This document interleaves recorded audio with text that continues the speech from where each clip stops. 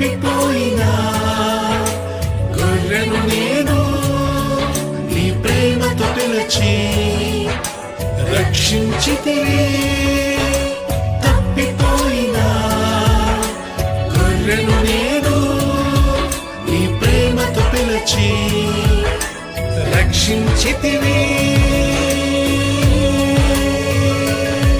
నీ సన్నిధిలోన నివసించే కృపనిచ్చిన దేవా, నీ సన్నిధిలోన నివసించే కృపనిచ్చిన దేవా, నీ మాటను చెవదాటను నా యేసయ్యా, నీ మాటను చెవదాటను నా యేసయ్యా.